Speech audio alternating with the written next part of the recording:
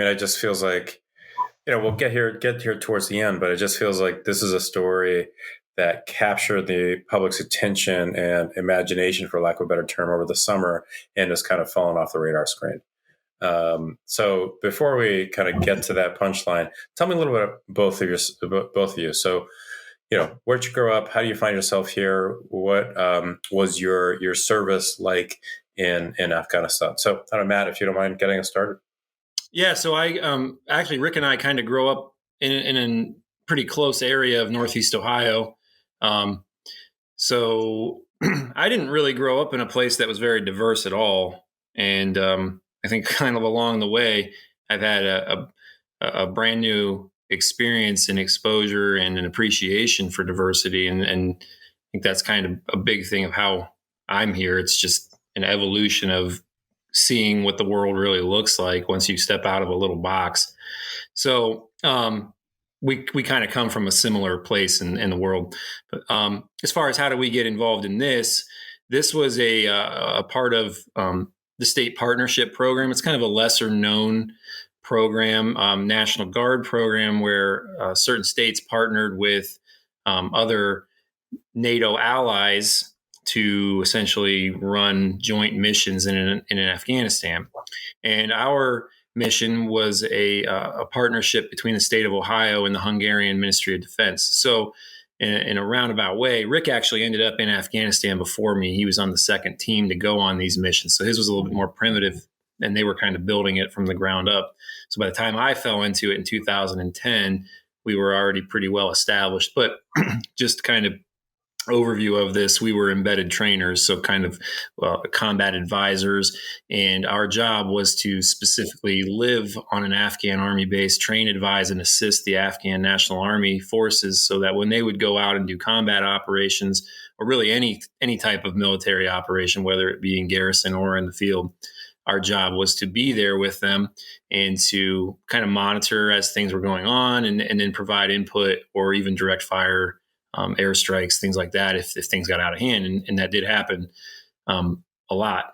But the way that we got so, I guess, involved in this is that our mission required us to become very close to the people around us, the Afghan nationals, the both the army, sometimes the national police, but not quite as much. But the overall scope of the mission was to embed and, really to become pretty ingrained in the culture. And the reality of that is that we had to. I mean, you have to build rapport and establish relationships, and it has to be a working relationship, or else the entire mission doesn't work. And we saw examples of that in Afghanistan, where there were, blue on green attacks or green on blue attacks. And we saw the tragedy of that. Well, thankfully, in our mission, we never had any of that. But this whole mission just brought us very close to different Afghan people from all different walks of life, specifically the ANA and our interpreters. So that's kind of how I got into it. But, Rick's experience is similar. I'll let him tell his. Yeah, I grew up in the Mahoning Valley, post-industrial Midwest, portion of Northeast Ohio. My family story is very similar to a lot of folks in this region. That my father worked in a steel mill for 20 some odd years before, the jobs left, and, we were kind of left here. And so one of my best options, coming out of high school and post 9/11 in 2002 was to join the Army. I opted for the Ohio Army National Guard because I thought, hey, I'll get to serve my country and have plenty of time and money to go to college at some point. I ended up deployed a lot more often than I was able to go to college, but fortunately did finish that after I got out. Matt and I were fortunate enough to serve in the same unit during that time, and we deployed to Kosovo in 2007 and spent about 18 months together between Kosovo and Mississippi, actually. And so, we're in different units and all of that, but kind of, build a general friendship. I believe we won a flag football tournament there.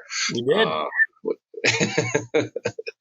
And in 2009, the opportunity, as I was getting ready to get out of the military, to really mentor and advise, mentor and train. My military experiences, go to Afghanistan, work very closely with Hungarian unit. Between learning how to speak through a Hungarian interpreter and an Afghan interpreter, and some interpreters that could both speak Dari as well as Hungarian. We were very fortunate to have one or two of those, that are part of this story. Living on base, we were the first ones to actually take them out of Kabul and into Camp Kilgai, and just south of Polykamri, in northern Afghanistan. And so we were in a very, very remote region. The closest American bases to us were 2, 3, 4 hour drives at best. Really an hour helicopter flight. So there was about 23 Americans, 23 Hungarians, and between 200 and 400 Afghan National Army soldiers on this base. And so, as Matt said, we lived with, slept with, embedded with, and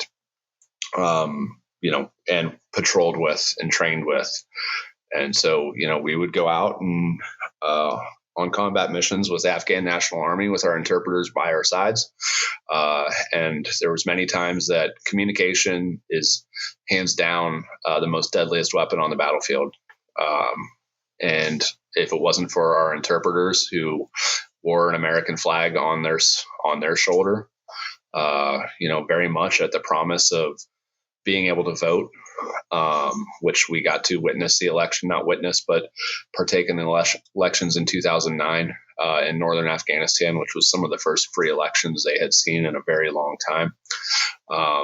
And also our unit saw more combat that day than the rest of the entire country, and our small unit of 23 guys. So, it was a very harrowing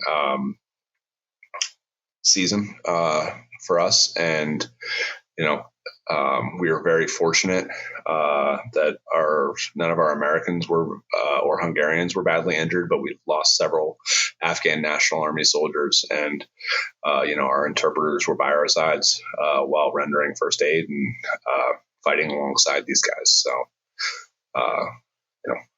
it's important to note, I think, that they fought alongside of us. They talked beside us when we were in combat. There was an interpreter who believed in what America had to offer next to me. When were you last in Afghanistan? I left in February of 2010. Mm-hmm. And Matt? And I left in December of 2010. Okay. So then did you stay in touch with folks since 2010, up through, up the ensuing years? Oh yeah. That's, I think, that's the hallmark of why we're here, is that we did stay in touch with all of these people. Our interpreters. What were those conversations? Because it's hard to imagine, right? If you haven't been in that situation, it's like, what's that conversation like after you've left and they're still there? You mean just during the, I guess, quote unquote, good years after we left? It's hard to say good years because they were never really good, but they were better. For me, I guess on my personal end, it was always, birthdays and just random checking in. Occasionally something would pop up on a timeline or something, and I would, shoot a message over to one of my guys, and we just kept in contact like we would with anybody on Facebook and the different social media apps. That's the thing that it's brought us close together in this regard. After Vietnam, everybody kind of just got to turn away from it. But with this, we're all still very connected to people that are in Afghanistan, even right this moment. I've gotten a couple of messages since we've sat here. And, so it was mostly just checking in. But then there were the other things too. And they were increasing. I noticed that this had been increasing obviously over the last couple of years, but anytime there was an attack in Kabul, we knew our friends were there. We would always check in, how are you doing? Hope everything's okay. And so that was pretty common. And then this summer, it was an entirely different checking in conversation. It was all, for lack of a better phrase, all hell was breaking loose, and we could see that taking place. And then by, I don't know, I think June was when for me, it was the first time was in June when I started having friends kind of reach out like, hey, I really need help with this SIV thing again. We've already gone through this before, or we've already, I just, it's hitting another snag, or it never got fixed. And I have friends that have been dealing with that since 2014, and they're still here in the same boat. But by August, it was, when Spin Boldak fell and Kandahar fell, it was like, all right, the writing's on the wall. This is a done deal. It's just a matter of when and not if now. And then our friends all, Rick got similar messages. I'll let him talk about them, but I've posted a few of them, and they were all that, we're going to die. I'm paraphrasing, but that's kind of where it was. We're going to die, and my kids are going to die. And, we need help. And where's that help going to come from? And for me, there was a good 2 or 3 days where I just felt completely powerless and hopeless. And I don't know if I've ever been that low in my life where it's like, I don't know what to do. I don't know who to turn to. It was a really tough time, but those were the kinds of messages that brought us here. It was just because we were friends with them. It's tough to really explain this relationship, but you can go back and see it documented forever in history. When people go to combat together, they become very close. We've always focused on people going to combat together as just being American soldiers or whatever army they fight by. But what we don't often remember is that in almost every one of these cases, especially in modern history, we have host national forces that are there partnering with us, doing it all. And in this case, our interpreter is it's almost like it's like an extension of us. They're speaking for us, through us, and they're another tool of war for us. They're just as important as a weapon. And, they were unarmed. And I know Rick will talk about this too, but, we got to go home after this. They just kept going right back into the fight over and over and over and over again. And my one good friend that I'm trying, and this was the person that you put me in contact with, a friend of yours, he started serving with ISAF when he was 17 years old. And that didn't end until June of this year, when he basically pulled the plug on it himself and said, I'm leaving, I'm getting out of here because this isn't going to work. And so he was a little bit ahead of it. But, these are stories that you could just find over and over and over again. We're not unique in this aspect. There are a lot of veterans that kept in contact with these people. And it's just because it's so much easier for us to do that. We didn't lose contact when we came home. And a lot of that is because that's how important they were to us. Yeah, man, I think that's a really important point that I didn't realize, frankly, until we started working on this evacuation together. I'd always just thought, those were my interpreters while I was there and stuff like that. And as, we were going through the list of names of people we were trying to help out, all that good stuff, I'm like, okay, that wasn't my interpreter, but he was interpreting for another unit or another squad that was there when I was there. I wasn't really close to that guy, but I was close. He was in our interpreter pool, and thinking, 6 months later, a year later, and thinking through oh my gosh, we're helping the same guys. Wait, this was their home. This is, this is where they live.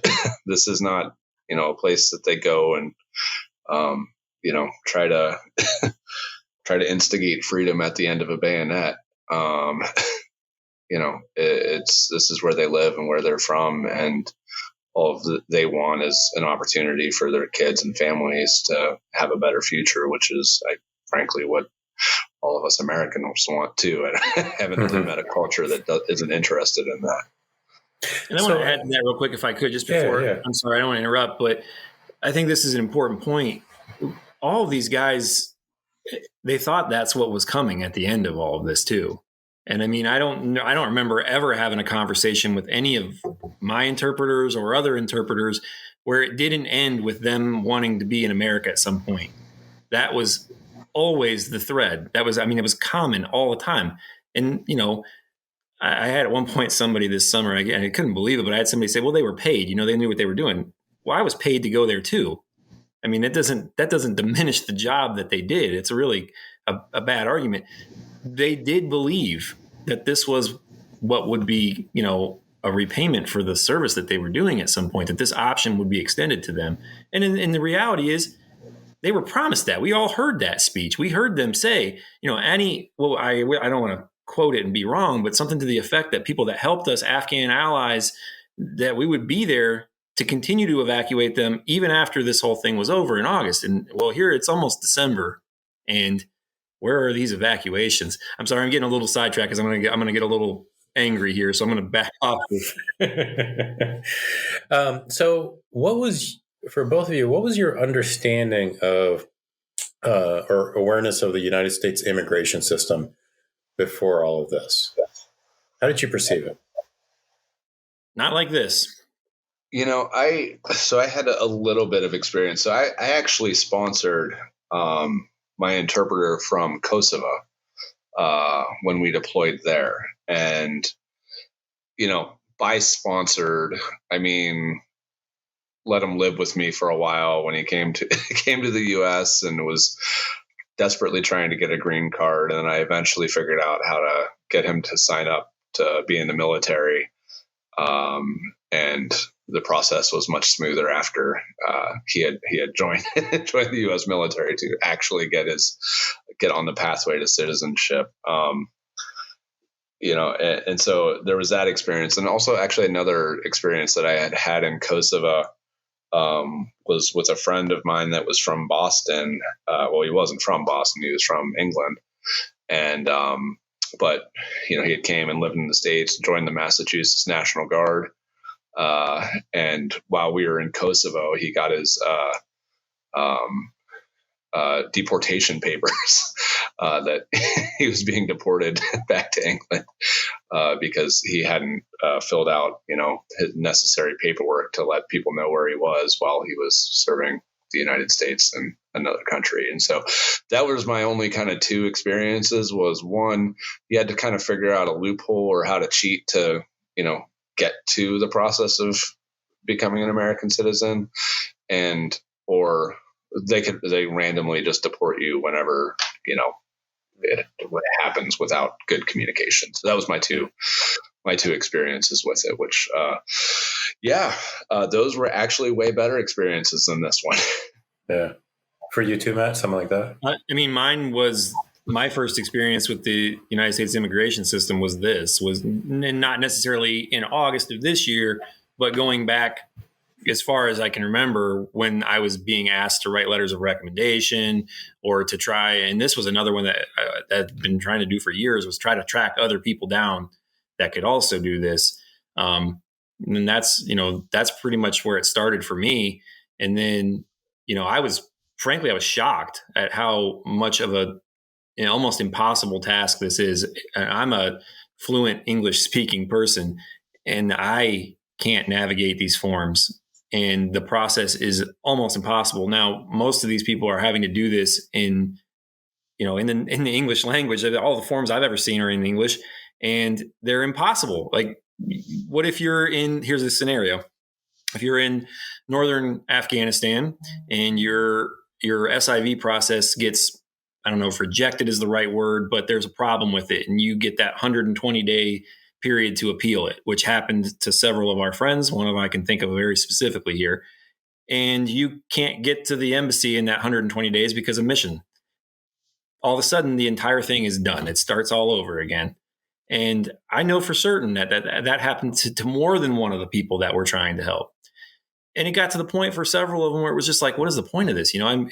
I do this, I go through a years long process. I go through the interviews, and then there's a piece of paper that's messed up somewhere. And then I have 120 days to come in and appeal it. Maybe I didn't find that out until 50 days into it because I'm in a crazy northern Afghanistan mountain range that I can't ever get anything from anybody. And then I've got 70 days or whatever's left over, 80 days to get there, and I can't. And they ran into mountain after mountain of roadblock. And that seemed like that's what they found. What they didn't find was support ever. They always found problems. And the only support that they were able to find were people like us. And really, we shouldn't be the support for this. We shouldn't have to be the front line to go and find all this help and beg people to help and frankly, come to people like you and do everything we can to get this story out. We shouldn't have to do that. We have government agencies for this. And, I know they're frustrated with volunteers like us that are out doing this, but where are they? Yeah, Matt, that's a good point. And any of the success that we've had, I think, with any of this has been because, frankly, we're too dumb to quit. We don't know how impossible this is, and the other side is, the United States Army trained us to be infantrymen, and we are really not good at leaving people behind. We're really bad at it. And so, from that standpoint, no matter how messed up the system is, we were raised in that system, because certainly the U.S. Army isn't the machine of simplicity and lack of forms that one might hope. So, but that is what it is. But yeah, this has been an absolute nightmare from our side, and frankly, Matt and I don't really care about our side. We care about our guys' side. So then, let's talk for a minute or two, a couple of minutes about the August 15th, where clearly things were falling apart well before then, but it's at that point when it's very clear, it's painfully obvious. What were those last 2 weeks, those final 2 weeks of August going into September like for you guys? Well, I guess I can start. They were hell. I mean, it was basically turned into me having, and Rick and all of us having to go to our family members and say, hey, look, I'm going to be here, but I'm not going to be here because I'm for lack of a better words, and we've been running a military mission on top of life and managing our family and everyday responsibilities. So for 2 weeks, we pretty much put ourselves into that mindset where it was 1 or 2 hours of sleep a night because we had to communicate at night. That was the most effective time because of the time difference. And, trying to go, like for me, I was starting a brand new year of school. So it was my first week with new middle schoolers. And, so for 2 weeks, we pretty much went into full on panic. But the reason for that is because the weeks before those 2 weeks, we were already in full on panic. We just managed to, at the right time, we managed to realize like, oh, hey, I'm working on the same thing Rick's working on. And along the way, we picked up a couple of other people who were also doing this. And we're all connected to one another. It's just that, in the fog of it all, we weren't really connected yet. We got there, but we were able to really hit a home run because we have a lot of foreign friends and international partners that it turns out are able to do a lot, to the tune of getting a Hungarian special forces team into Kabul to get our guys out. But those 2 weeks were terrible. It was stressful beyond belief. It was up and down, constant thinking we had the problem solved, and then seeing it start all the way back to square one. Getting our people on a flight manifest. We did that I think we had that done a week before it all worked out. Yeah, 6 days. So we had them getting them a seat on an airplane out of Kabul. Like, oh, yeah, we thought that was it. It's done. We did that in like 3 or 4 days. Like the football. And then 6 days later, we're still trying to get them into the gate. And that's the story that everybody ran into. And you've seen the pictures, I'm sure we have plenty of them. It just wall to wall mass of people. And many of those people had manifested flights and had people on the other end of those gates waiting on them, but they had absolutely no way to get in there. And for us, it was, inshallah. But for us, we got in right before all the really bad stuff happened. And, it was right at that exact spot that our people were able to get in. But those 2 weeks, it really is just, it's hard to describe just how terrible that really was. And, we got really lucky along the way. We had a lot of really good thinking people in one place that had a central focus and a common goal. And we were able to, put all of our expertise and mind power to accomplishing that. But, it was, geez, it was something else. It was horrible, to be honest with you. The stuff we were receiving, the pictures, the videos, the voicemails, the audio. I mean, we got to the point toward the end where it was like, I mean, I've said this in many of these talks, but I really did get to a point where toward the end, those last few hours, even those messages, they would come in, and on Facebook, you actually have to push play. And I can remember sitting there and just staring at that message for a good minute or two, thinking like, I can't do this anymore. I can't push that button. And just knowing that I didn't have a choice because people on the other end were dependent on what we were going to hear and then what we were going to say to them. And that went on for 6 days. It just kept getting worse and worse and more violent. And, the things that you all were hearing in the media back here were terrible. And we saw it. We would turn on the TV and see it too. And it's just, and we were thinking, and we were always talking about, like, if they only really knew how bad it was being sugarcoated. And just be honest, that's what's happening right now. I mean, if what we knew and what we're seeing and hearing was all over the TV and all over CNN and the big media outlets, I think the world will be having a different viewpoint of this right now. And maybe we can get into that a little bit, but yeah, it's absolutely terrible. So, but anyway, the 2 weeks, bad. That's my summary of that. a long way to say bad, Matt. Just like, I have so many different little tendrils I want to get into, and I don't know how to rein it all in because I'm obviously fairly passionate about this. This is the beauty of a podcast, is that you can go down all the paths. Yeah, no, for sure. And Ali, my 2 weeks started with one of my interpreters that I had kept in contact with, got a hold of me and said that the Taliban has taken my wife and kids. And I haven't spoken with him since. But that's what got me to obviously start reaching out to all of the other interpreters that I was able to serve with, and try to at the end of the day, even just giving them moral support was the best that we could do, and just being an ear to them, and to listen to every time that they needed advice, guidance, because they trusted us, us specifically, and us as a country. Us specifically because we had gotten them out of some really bad spots, previously, and they had found themselves in one of the worst spots that they'd ever been in. And specifically one of the worst spots they'd ever been in without a U.S. soldier with a rifle standing next to them.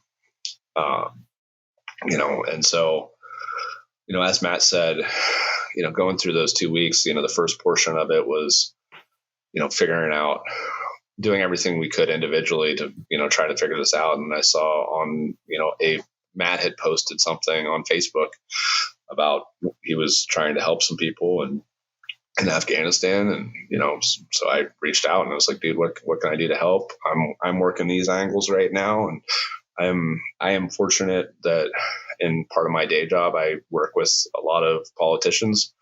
And so I had the ear of a bunch of them, and, was able to work that route. But, I will tell you, it was hard. I have post-traumatic stress disorder from serving in Afghanistan, and, I deal with that on a regular basis. And so all of this, brought that right back to the forefront of being in the fight. And, as Matt said, he was starting a new week of school. I'm the CEO of a business incubator, and I help energy companies, create new clean technologies and whatnot. But, I'm also a father and a husband, and I was coaching my 5-year-old son's flag football team. And, I'll never, ever forget the moment on a Sunday, the day that we actually got them through the gates. But, I handed my wife, who had, after a week of why are you on the phone every minute of every day? And me not wanting to share what I was doing and being like, I guess I have to tell her because like she's got to think I'm cheating on her at this point or something, because I am just on my phone nonstop and not sleeping and like all of that. And so, I brought her into the fold because I needed support and somebody to talk to. But during that game, I was on the sideline and I handed my wife my cell phone and with the Facebook Messenger open, and I was just like,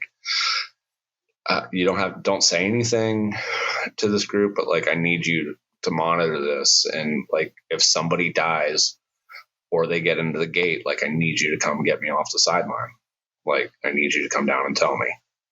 And like that's how real like this was for us. And also going through our everyday life, putting on our dad face and cheering for kids and, helping them excel and all that. And so, it was a lot.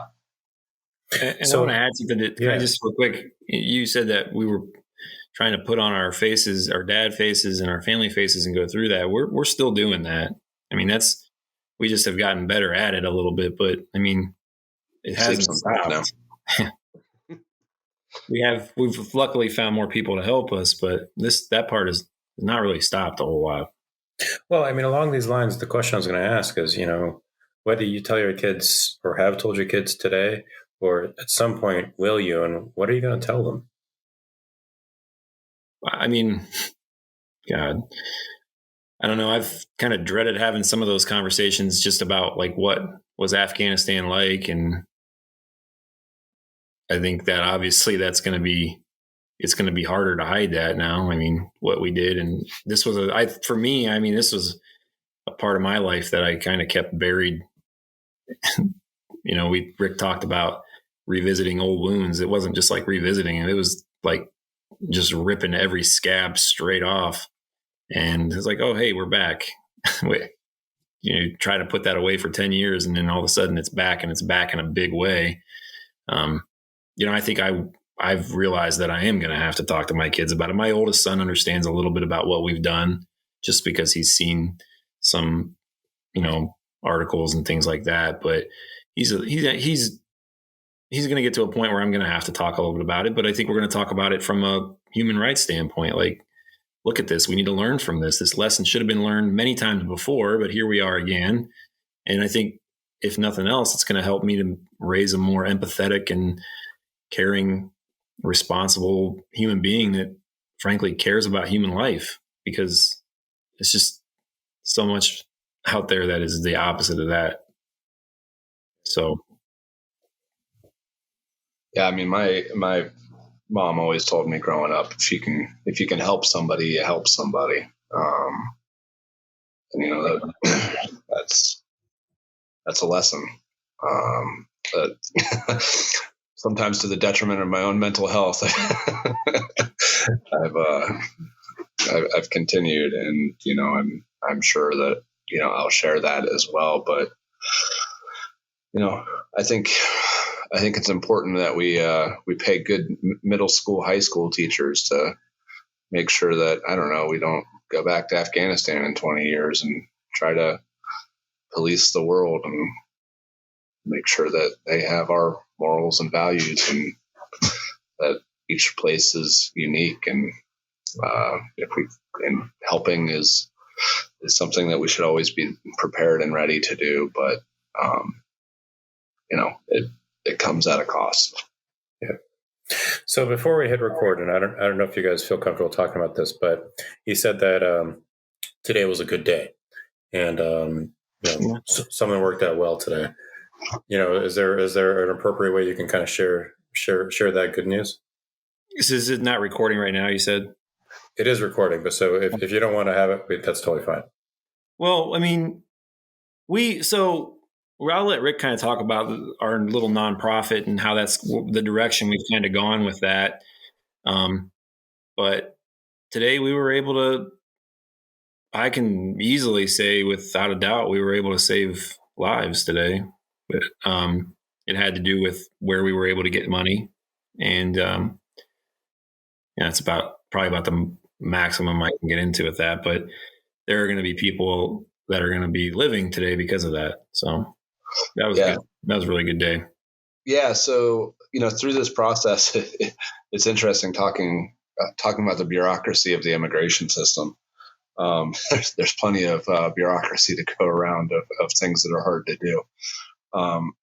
So, when we were in the thick of this, we set up a GoFundMe because, there was about 150 Afghan interpreters and families and all of that, we were able to get through the gates and get on planes to head to Hungary.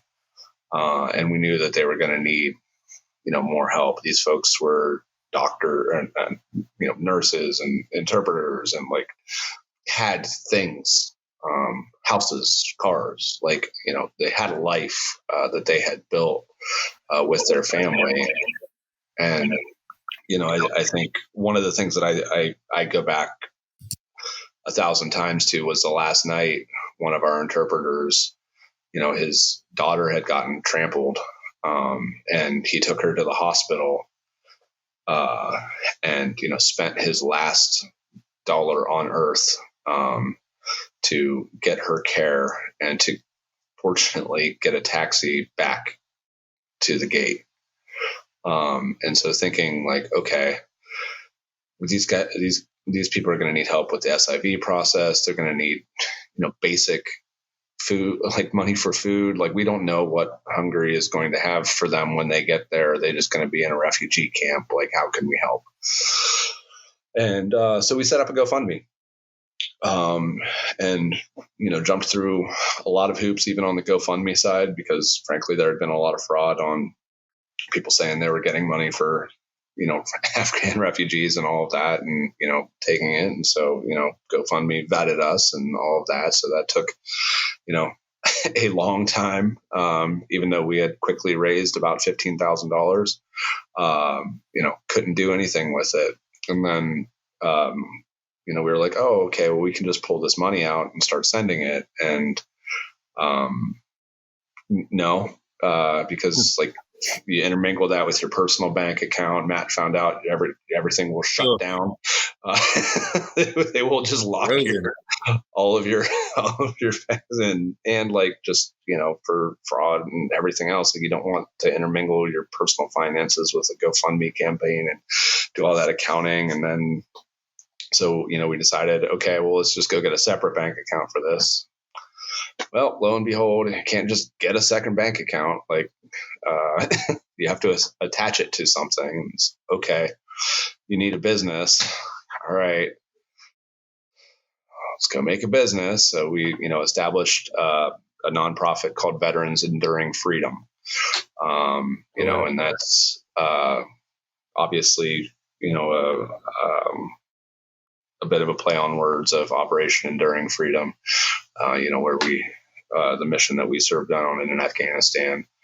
And, it's focused on helping veterans and allies of the United States with anything that they need when leaving Afghanistan.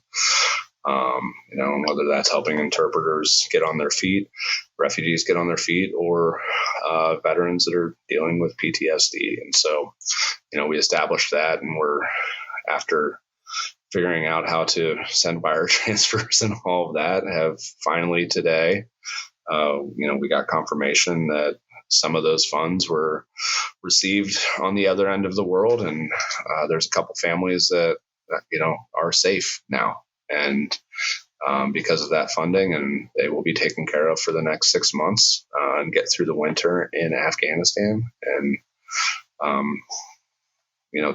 there was no better feeling than seeing that come through. And so it's odd, no better feeling than watching some money come out of your bank account, but but it's going to the right place. It was. So, a lot of the news these days is about either folks still in Afghanistan like this, these families, or folks in, who've been able to get out or lily pad countries. In broad strokes, what is the story that is not being told about Afghans who remain or Afghans who have managed to evacuate? Because it feels, like we started this conversation, it feels like this story has been forgotten. So, what do people need to know? Well, I will tell you that I have an entire list of talking points that I'm trying to look through here to make sure I don't forget. But Rick will have to catch me when I miss them here.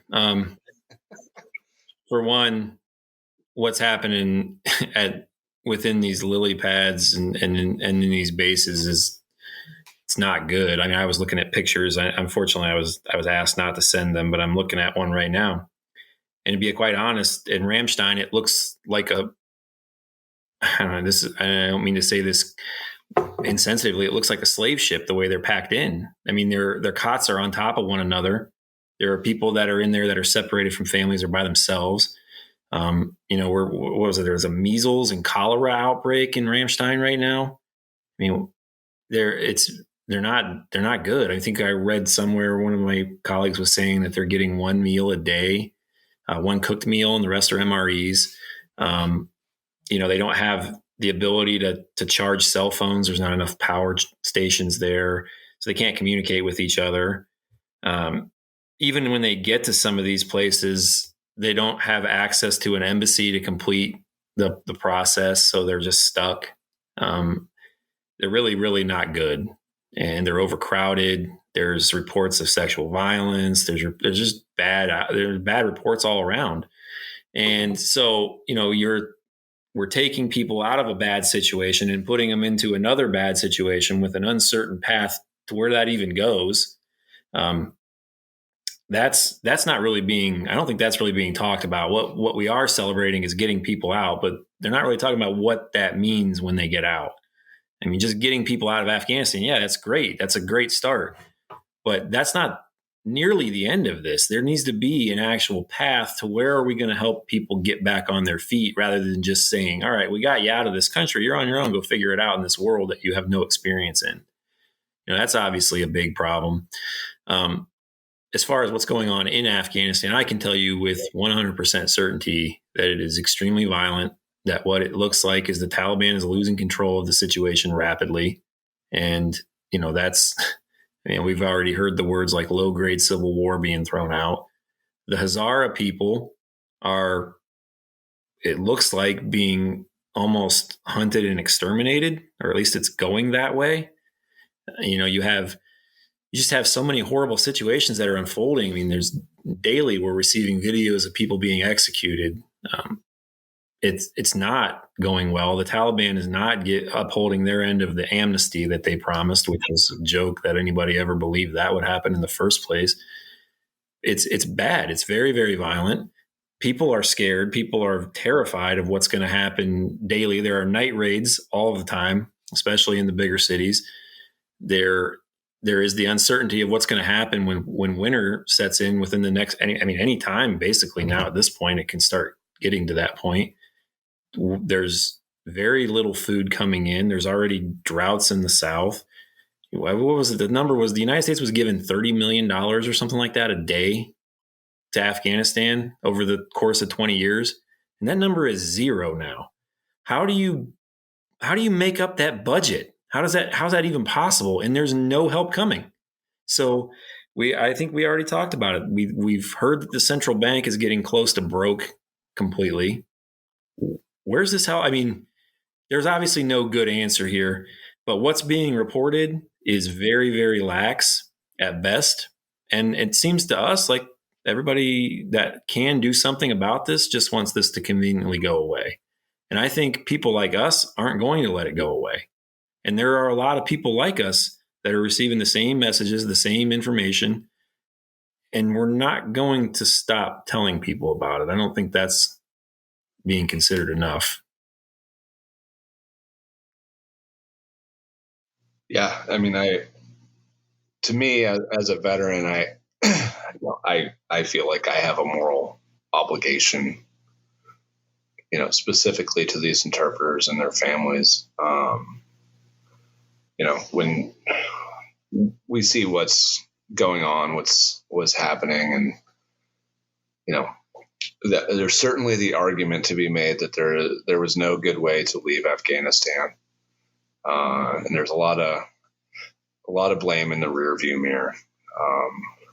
Is Afghanistan a better place after a 20-year U.S. occupation than it was, 20 years ago? I don't know. I just know that, some folks that fought alongside me that, I was able to come home and have 2 kids and an amazing family and live a really good American dream. I deserve just as much as me to have that right and ability. And I'm going to do everything I can to make sure that, some that did make it out of Afghanistan have that opportunity and have that opportunity to get their story told. And the folks that are still in Afghanistan, we're going to keep working to get them out, and we're going to keep working to keep them safe. And, we can't do it the way we did in our younger years. I don't have that skill set anymore, but, I'm a little older, a little wiser, and I'm still pretty resourceful. So what would you guys say to, let's just say, a community in Northeast Ohio that's is being told to worry about Afghans being resettled in their town or their city? I would say they should be honored. This is a very honorable culture. I mean, if you turn on the TV and you see all the violence right now, it's going to be hard to see what we saw, which is an honorable people who really genuinely care about one another, care about us, care about others, and who want the same things we want. They want a chance to raise their kids somewhere where they're safe and they can have an opportunity to get ahead in an education. And we all really want the same things. It's just they come from a different part of the world where things are done a little bit differently. But, I would say to the people in Northeast Ohio that they're your new neighbors and they're going to need a lot of help. And to the people in those communities that have an ability to start planning for that, you're going to need translators. You're going to need people that speak Pashto. You're going to need people that speak Dari, Persian, all of it. You're going to need people that can help these people to get resettled, or else the cycle is just going to continue. And we're going to have problems over and over again where people don't feel fit in. They don't feel like they fit in. They are alienated from the community. And it's going to continue to create wedges instead of building bridges. And so outside of the normal support like clothing and funding, which they obviously going to need to have, like Rick mentioned, these are professionals. A lot of these people had lives. Like they were established people. They were respected in their communities. And now they're going to go and start where, with what? I mean, we know for sure that the people that we helped came out of Afghanistan with nothing. Maybe a bag. They didn't bring their diplomas or their resumes or CVs and things like that. They're starting over completely with nothing. I mean, I don't know that most people can ever really fathom what that might be like. And for us, we've seen it. I still can't fathom what that is. I'll hopefully never have to experience that. And most people won't, but they've left everything. Their homes are going to probably be occupied by a Taliban. Their possessions are who knows where. One of my good friends told me that I said, "What did you do with your stuff?" And he said, what I could, I gave away to people that I knew. And some of it, I just asked a friend or a family member to sell if they could. And if not, just, hey, it's yours. And I said, with your car? And he said, yeah. I threw the keys to a neighbor and I said, if you can sell it, please do and send me the money. And if not, it's yours. I mean, that's unbelievable to me to think that happened to every one of their possessions. And they're not going back to get it. And I think we have to be understanding of why they're in the position they are. And it's because it's Veterans Day next week. We're going to be thanking a hell of a lot of veterans. These are veterans. These guys, they wore a U.S. uniform into combat. That makes you a veteran. They're not going to get any of that recognition. We should be helping people who fought a U.S. war for 20 years. We should be helping them or supported it. Maybe they didn't fight. Maybe they're prosecutors or Supreme Court justices or women that went out and promoted women's rights. Because I'll be honest, one of the people that one of our friends that we're working with works for the Max Planck Foundation. There's an international rule of law. And I was just saw the message just come across where she reminded me, because I told her we were going to be speaking with you tonight, and she knew your reputation, had great things to say about you. She said, please bring up a few things. And I've mentioned most of those things now, but one of the things that she was very adamant about me bringing up was all of the people that supported our mission that were not directly combat related. They were those prosecutors and those judges and women that were going out and investigating and prosecuting domestic violence in Afghanistan. It's crazy to think that that was happening, but it was. And, all of those people that dared to believe us, that were bold enough to believe that what we said was going to happen, were wrong. And now they're all on their own. And all of those people that we encourage them to, fight for law and stand up to these people and do the right thing. All those people that we encourage them to do that against the right thing, the rule of law, they're now free to do whatever they want to get revenge on these people. And we're seeing it play out. It is horrible, but there's just so many people that supported this mission, and they need support all over the world. And there are a lot of them in our backyards now. And the best way we can honor, or maybe the only way we can honor this failed mission, is to make something right of it. And one way we can do that is to honor these people, to help them get on their feet, to help them live a life. Or else, what the hell was all of it for? Yeah, Matt, Ali, sometimes it's hard to admit it, but I'm a lifelong conservative, and card carrying Republican. And what's confused me of folks that are worried about people from Afghanistan coming here is I never read anywhere in the Constitution, Declaration of Independence, any of our holy books as as Americans here, where fear is part of our makeup. We're literally an entire population of people that came from somewhere else, that explored something new, and a nation of entrepreneurs and cowboys, and it is mind-boggling to me to be afraid of somebody that needs help. It doesn't correspond with my Christian values. It doesn't correspond with my conservative values. If somebody needs help, you help.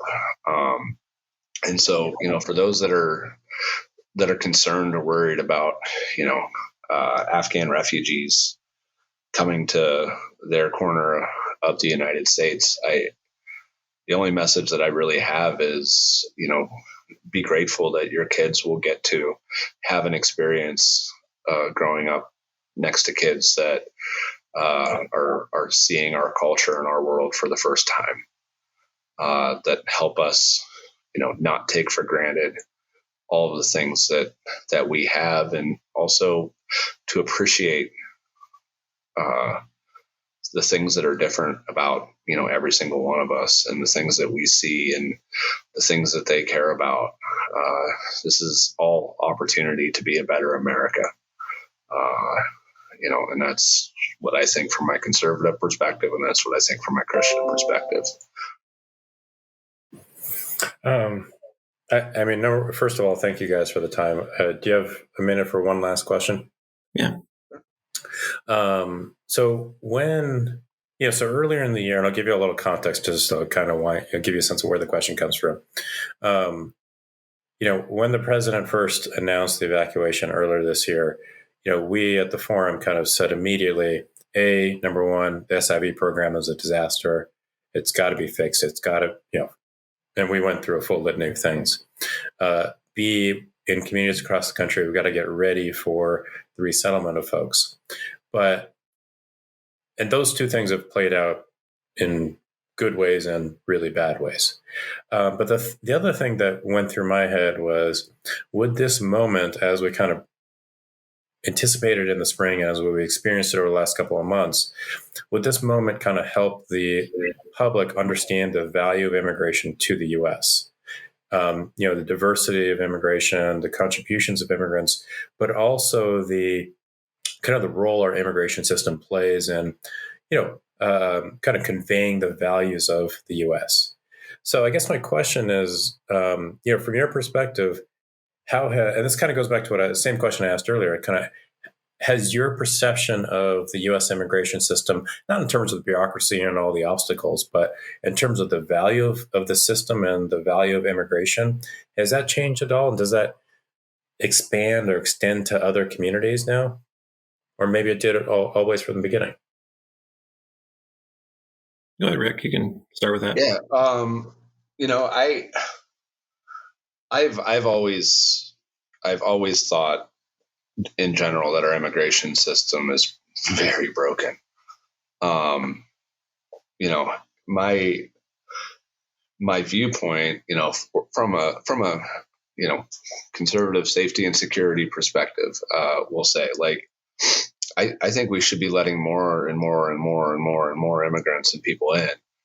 And I think they should be properly vetted. And I think, like, Chick-fil-A runs a really good drive-through. Like, we should be able to hire somebody from there and figure out this process of making sure, like, we're not letting in terrorists or, anything like that, like, which happens in 1 in a million cases. But, like, either way, it just like voter fraud should be rare. And, we're working at getting better at that and all these things. And so, like, we want people, in my opinion, who want to be here and want to be Americans. And, I think our culture and their culture can grow together to make it a way better place for my kids. And so, I've certainly always believed in the value of immigration and have always been very strongly against fear of the unknown, because America is just this really great experiment. And I think anything you know about experiments is you don't always know the outcome. And so fear of the unknown is just not an American value, in my opinion. So. And I think on my end of this, I started this podcast by talking about not really living in a place that was very diverse. And, life has a way of changing you as you get older and you experience different things. And, I know for sure that I've had arguments in the past where I said we shouldn't let anybody in unless they go through the legal process. And then as I go and see what that looks like, I completely realize that I was wrong on that. And that it's, I was given the geographic lottery ticket when I was born here. I recognize that. I fully understand that. Other people are just trying to get those things that we already talked about, those basic things that we all want: peace, prosperity, a chance to live a life where they're free from exactly what's happening in Kabul right now. And so I have, in my opinion, I have definitely evolved in this, and I see it completely differently. And that's because I've been out in the world. I've been in the mountains in Kosovo and seen what it looks like when people live in poverty. I've been in Shahabadin Valley and seen people who are living like they did 500-600 years ago still, and living on $600 US. I think it was $600 US a year was the average income in the Shahabadin Valley when we were there. I remember seeing that one place, and it's never left me. And it was like a big slap in my face. Like, oh my God, man, you don't know what you're talking about. There's a real different world across the pond. And it's not just across the pond, it's here too. And I think come down to Appalachia. There's plenty of folks that are living on nothing. I think it's not just immigration, it's poverty in general, but immigration and poverty kind of go hand in hand here. People are trying to get away from that in many cases, and they think that America is going to offer them that great dream. And there really is an opportunity here for people, but we have to pick people up. We have to help them to find those opportunities. We have to help support them along the way. We have to help them find language skills and all of these different things. But why not let more people experience this? This is, if the whole world was feeling prosperous and feeling safe and secure, we wouldn't have any of these problems at all. And they just want a little piece of that. And, I feel like we have a really negative view of so many immigrants, and it's so wrong. I mean, they're so much more like us than we realize. They want the same things. And I really, it saddens me to think that, even when a lot of our friends do get here, and we're fully going to support that as long as we can until it gets done. But even when they do get here, they're going to have those faces in the crowd that look at them and judge them and are afraid of them and think that they're going to be the next 9/11 terrorist. And it's so far from the truth. These are people that have, in all of these cases, the people that are going to get to come eventually here and be resettled here, they've all been more vetted than my American friends. Their lives have been dug into over and over and over again before we ever put a uniform on them, or before we ever put them on a bench or allowed them to be in, working for USAID or whatever they did. Before that ever occurred, their entire life was combed through very, very finely. And then it's going to be done again before they're ever allowed to be here. How many Americans do we know that went through that? They didn't. They were just born here. So let's also kind of take a step back and look at this for a second. Their lives are already being dug into. If they're going to get to this point, like Rick said, the fact the terrorists slipping through in large, that's not happening. Come on, really? If that's happening, then our government is really, really bad, and we've got bigger problems than any of us realize because they can't find that. We have to be more open. We have to be more accepting.